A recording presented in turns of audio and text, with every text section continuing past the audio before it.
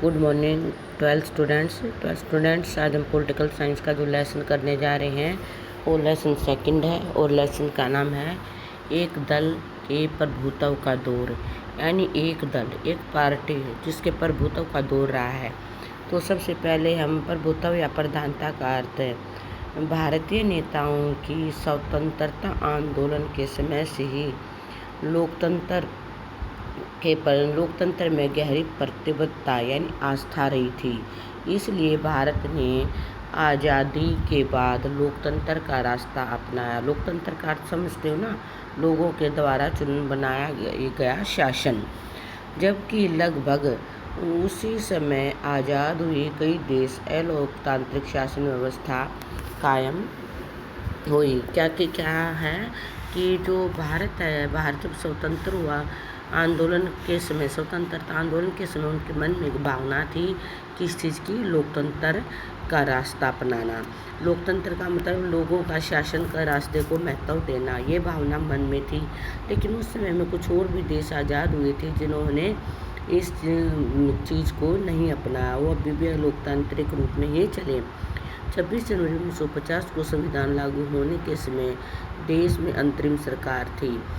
अब संविधान के अनुसार नई सरकार के लिए चुनाव करवाने थे। 26 जनवरी 1950 को हमारा संविधान लागू हुआ था।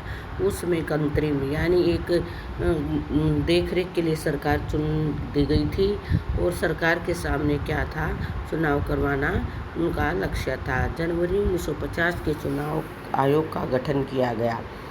सुकुमार सेन, देखो वन वर्ड से क्वेश्चन बन गया। 1950 के अंदर जो चुनाव आयोग का गठन किया गया उसमें सुकुमार सेन पहले चुनाव आयुक्त बने। भारत के पहले चुनाव आयुक्त कौन है? सुकुमार सेन। सुकुमार सेन पहले चुनाव आयुक्त बने। स्वतंत्रता के पश्चात हमारे नेताओं ने लोकतांत्रिक राजनीति को चुना, जिससे राजनीतिक गतिविधि का उद्देश्य जनहित का उद्देश्य था। यानी क्या था कि जो राजनीतिक गतिविधियाँ होंगी वो जनहित, जनता के हित के लिए होंगी। परिणाम स्वरूप भारत का चुनाव आयोग जनवरी 1950 में अस्तित्व में आया। भारत का चुनाव आयोग कब अस्तित्व में आया? जनवरी 1950 में। तथा सुकुमार सेन भारत के प्रथम चुनाव आयुक्त चुना गया। इस आयोग को निष्पक्ष और स्वतंत्र चुनाव करवाने के लिए पहले चुनावी क्षेत्रों का सीमांकन करना व मतदाता सूची तैयार करने की आवश्यकता पड़ी। यानी जहाँ जहाँ चुनाव करवाने थे उनका सीमांकन, कितने दायरे में कौन सा प्रदेश है, वहाँ पर कितने कैंडिडेट आएंगे, वो सारी चीज़ें भाई लोकसभा से कौन चुनाव लड़ेगा, उन सब की तैयारी और लोगों की वोटर लिस्ट बनाने का काम भी सौंपा गया। 1952 का आम चुनाव पूरी दुनिया के लोकतंत्र के इतिहास में मील का पत्थर साबित हुआ। और जो कब हुआ था? 1952 में। 1952 में का आम चुनाव था भारत में। 1952 का आम चुनाव था वो पूरी दुनिया के लोकतंत्र में एक इतिहास में मील का पत्थर साबित हुआ, जिसने स्वस्थ प्रतियोगिता व निष्पक्ष परिणामों के सामने रखा हो। तब यह दलील दे पाना संभव नहीं रहा कि लोकतांत्रिक चुनाव गरीबी अथवा शिक्षित माहौल में नहीं कराए जा सकते। 1952 के चुनाव में त्रावणकोर, कोच्चि यानी केरल, मद्रास और उड़ीसा के राज्यों को छोड़कर कांग्रेस ने समस्त राज्यों में बड़ी जीत हासिल की थी। ये में कौन सी पार्टी उभर कर आ रही थी? कांग्रेस पार्टी उभर कर आ रही थी। उन्होंने बड़ी जीत हासिल की थी।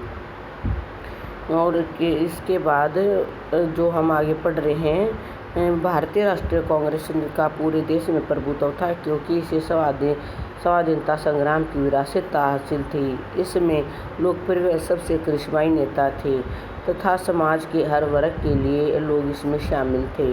कांग्रेस की स्थापना, यहाँ भी वन वर्ड क्वेश्चन बन रहा है। कांग्रेस की स्थापना 1885 में और डॉक्टर A.O. ह्यूम ने की थी। कांग्रेस की स्थापना 1885 में की गई और डॉक्टर A.O. ह्यूम ने की गई। ह्यूम ने लोगों की समस्याओं को हल करने के लिए की थी।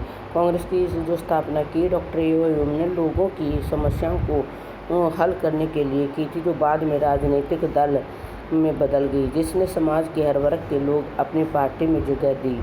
स्वतंत्रता पूर्व तो कई संगठन व दल अपने अपने स्वरूप के साथ कांग्रेस में सम्मिलित थे। कांग्रेस के गठबंधन के स्वभाव ने काफ़ी गुटों को अपनी पार्टी में आने को प्रोत्साहित किया, जो कि या तो आदर्शवादिता या व्यक्तिगत इच्छाओं पर आधारित थे। लेकिन जो कांग्रेस पार्टी के साथ है, जिन्होंने गठबंधन किया, जो कांग्रेस के साथ मिले, वो क्या था कि वो अपनी इच्छा के अनुसार वहाँ आ रहे थे। 1950 के दशक में विपक्षी दलों का लोकसभा या विधानसभा में कहने पर भी प्रतिनिधित्व मिला। यानी विपक्षी दल कौन से होते हैं, जैसे मैंने आपको 11th में भी समझाया था, एक दल सत्ता में होता है, दूसरा दल जो हारने के बाद दूसरे नंबर पर सबसे ज़्यादा कैंडिडेट जीत कर जिसके आते हैं, वो दल जीते हुए दल का विपक्षी दल कहलाता है। लेकिन उस समय में कोई भी विपक्षी दल ऐसा नहीं था जो कि सामने हो। 1950 के दशक में ऐसा विपक्षी दल नहीं था जो कि बहुत बड़ी तादाद में सामने आए। और सोशलिस्ट पार्टी की जड़ों को आज़ादी से पहले ही उस वक्त ढूंढा जा सकता है जब भारतीय राष्ट्रीय कांग्रेस जन आंदोलन चला रही थी तथा आचार्य नरेंद्र देव ने 1934 में बनाया था। कौन सी पार्टी? Socialist party. किसने बनाई थी? आचार्य नरेंद्र देव ने। कब बनाई थी? 1934 में। इसमें सोशलिस्ट पार्टी के नाम अलग से पार्टी बनाई गई, जिसने लोकतांत्रिक समाजवादी सिद्धांत पर काम किया और पूंजीवाद की आलोचना की। 1920 के दशक के शुरुआती सालों में विभिन्न हिस्सों में साम्यवादी समूह उभरे जो देश की विभिन्न समस्याओं को साम्यवाद से सुलझाना चाहते थे। कम्युनिस्ट पार्टी प्राथमिक रूप से आधुनिक धर्मनिरपेक्ष थी। यानी कई पार्टियां उभर कर सामने आई जो अपने हिसाब से हर एक दल या हर एक उसको भारतीय चीज़ों को सुलझाना चाहती थी। भारतीय जनसंघ का गठन 1951 में हुआ था। भारतीय जनसंघ का गठन कब हुआ था? 1951 में। इसके जो एट प्रेजेंट हमारी पार्टी जो शासन में है, इसका जो गठन हुआ था 1951 में हुआ था। पार्टी के संस्थापक थे श्यामा प्रसाद मुखर्जी, जिन्होंने एक देश एक संस्कृति और एक राष्ट्र के विचार पर जोर दिया था। भारतीय जनसंघ ने 1951 में जो पार्टी बनी, जिसके संस्थापक थे श्यामा प्रसाद मुखर्जी, उन्होंने एक देश एक संस्कृति और एक राष्ट्र के विचार पर जोर दिया। जनसंघ ने भारत और पाकिस्तान को एक करके अखंड भारत बनाने की बात कही। कांग्रेस ने नागपुर अधिवेशन के बाद 1959 में स्वतंत्र पार्टी बनाई थी, जो कि सरकार का अर्थव्यवस्था में कम से 71 हस्तक्षेप, जमीन की हदबंदी, खाद्यान्न के व्यापार, सरकारी देगा, सहकारी खेती के पक्ष में थी। इस पार्टी के नेतृत्व श्रीरमन गोपालाचारी जी, के.एम. मुंशी, एन.जी. रंगा और मीनू मसानी जैसे नेताओं ने किया था।